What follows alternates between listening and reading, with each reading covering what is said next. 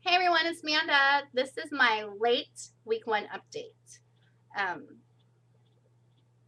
Sorry, I'm still recovering from surgery, recovering at my parents' house. So my laptop is piggybacked to my cell phone and I don't have high speed connection or something because when I go to post a video, it doesn't like to zip along. It takes forever. So I am stealing time on my mom's home computer, which means my dad's at work because my dad's always on it. Um, so I have a lot I want to talk about, and I hope that this isn't too long. So get comfortable, okay? If you really like to watch my videos, I'm just get comfortable. Um, I had gastric bypass June 6th, 2011, which was a week and a half ago, and I went into surgery weighing 354 pounds. I gained 4 pounds of IV fluid weight in the hospital, bumping me up to 358. And as of Monday, the scale said I weighed 340. So that's 18 pounds lost in 1 week. Now I know that that is water weight. Everyone reminds me it's just water weight. It's just water weight. But the pajama bottoms that I wore to the hospital that morning and I've been trying to wear all week, I have them tied as far as the tie will let me tie them. And I'm still having a hard time putting them up. They have pockets in them, and if I put my cell phone in my pockets, whoop, you can see my butt. So I don't care if it's water weight, that's still weight off of my body, and I can literally say I had to get rid of a pair of pajama bottoms or pants because I just can't wear them, and that's a great feeling. So my unofficial week 2, which I will do on Monday because I will be home. So far, the scale says I'm down another 5 pounds. The scale this morning said 335. And the only reason I got on the scale was because I was getting on here to do an update. I try to just weigh myself every Monday. So yay! I love it. Red Daisy 73, Stacy, is my surgery sister. She deemed us that. That's her nickname for us. She had surgery, RNY, the same day I did. So we exchanged cell phone numbers and we've been texting each other back and forth, which is great for me. I've got someone in my corner who literally has been there, done that, and is going through the same thing I'm going through almost at the exact same time. So, you know, when I was in the hospital and I text her and how you doing, and she writes back and goes, oh, I'm doing this, and oh, I'm walking, oh, well, I'm eating Jello. I mean, it went back and forth like that, and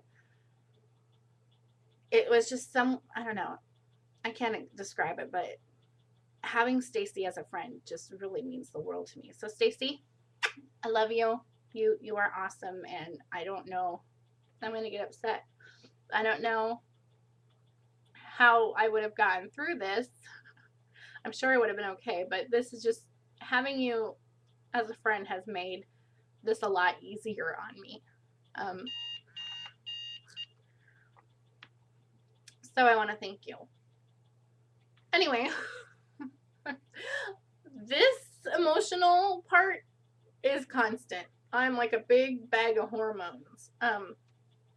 Stacy's last video said that she saw some things in my video that she wanted to address, and when I watched her video, and I have a bad habit of watching videos and I comment as I'm watching them, so if I do that to you, I'm sorry. But it gave me a laundry list of things that I want to talk about. Monthly visitor. Sorry, Stacy, I guess I should have told you to take something with you. My monthly visitor happened Thursday after I returned home and still has not decided to leave me yet. I haven't had a monthly visitor for a year and a half. My My surgeon did warn me that it could happen, and so did a lot of people from my Facebook support group, WLS. Um, so I had pads with me at the hospital, but I didn't need them until I got home. And I was warned that your body goes through a lot of trauma, and also they pumped me full of blood thinners. I don't know if anybody else has had that, but they injected me twice a day with blood thinners, and they said that one of the things is that could get things moving for you, and it did. So I'm just glad I don't have any cramps or anything right now with it. Knock on wood.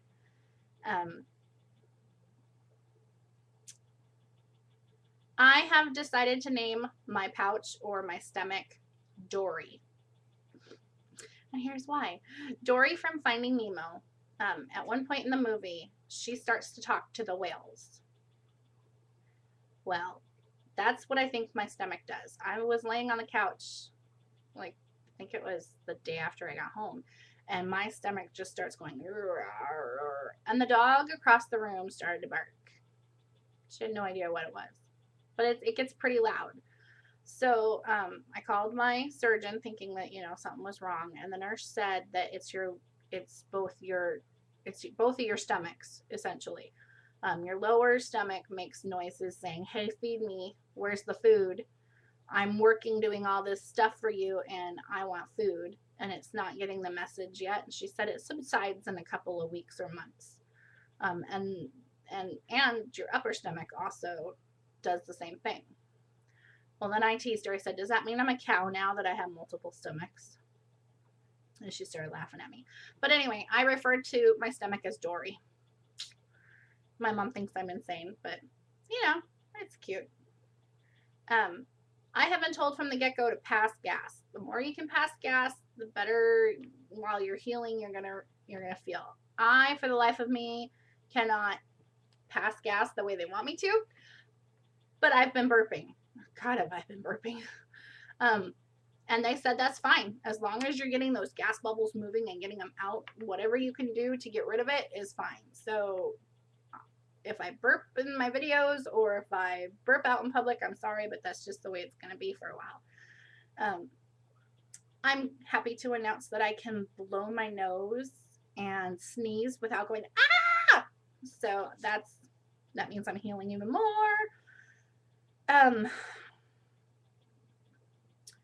Expiration dates on my milk.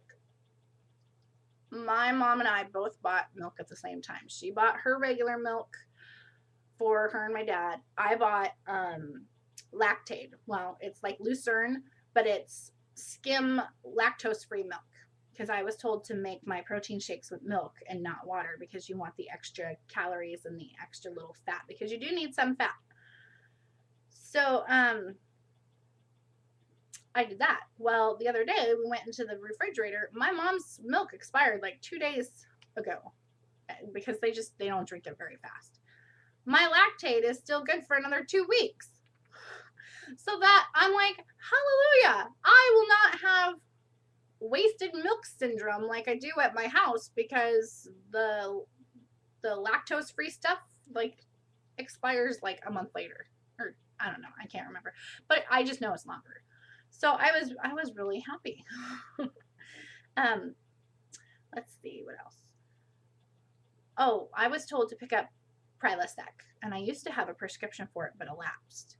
And the Prilosec I have to take once a day for the next 6 months to help prevent an ulcer. Well, my mom accidentally picked me up Pepcid, so I called my nurse, and she had said, Pepcid is fine, but I have to take it twice a day. Well, the little sour stomach relieving agent that's in there that's supposed to help your body has decided to get the plumbing working. So if you take Pepcid, I'm just telling you to watch out. Stock up on toilet paper.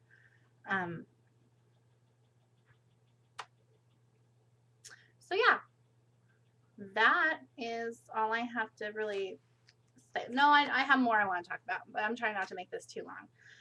I am very fortunate to have a pleasant, I guess that's the word, experience with my gastric bypass. I've had no major complications. I've had no major pain. My only big issue in the hospital was my IV giving me weirdness.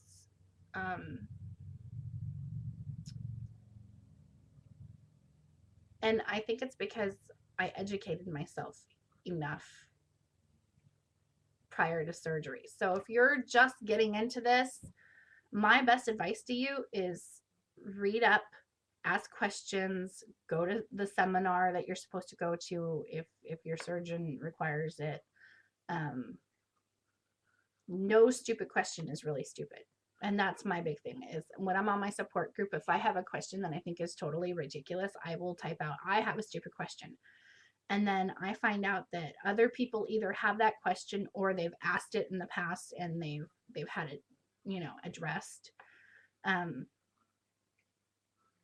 So make sure I got to the point where I was keeping a little tiny notepad, sticky notes with me. So anytime I had a question, I quick wrote it down. If I was in the store and I wanted to know something and I'm like, oh, I got to remember to ask when I get home, I wrote it down. So because I knew I was going to be in the ICU the first night, and because I knew I was going to have a catheter, and because I knew in advance there'd be a JP drain, and I knew in advance that walking was the best thing for you, and I knew in advance I was going to have a spirometer, which I had to ask for when I was in the hospital. I was like, when do I start practicing on the spirometer? And they're, oh, let me go get that. Because I knew all this stuff and I knew what to expect, I think that made my experience in the hospital and both at home way easier. If I hadn't known that I was going to wake up with tubes and drains in me, I would have freaked. If I hadn't known to get up and move, I would have freaked. So educate yourself. Be your own advocate. Ask questions. No one's going to tell you that you're being stupid. You have viable, important concerns. So ask your questions. If you are afraid to ask anybody, Facebook me. Changing Me for Me is my screen name. I will answer your questions or I will get them answered for you. But I firmly believe that the best thing you can do for yourself is if you have a little in the back of your head, get it answered. I'm going to get off my soapbox now. And I'm going to close my video. And I'm going to probably go home sometime this weekend, although my mom doesn't want me to leave. But my husband is missing me, and so are my pets. So I will talk to you guys again soon. And I promise I will try to start getting back to all the comments that have been left and all the inbox messages I have. I'm lazy about that. So anyway, have a great weekend, and I will talk to you guys again on Monday. Love you all.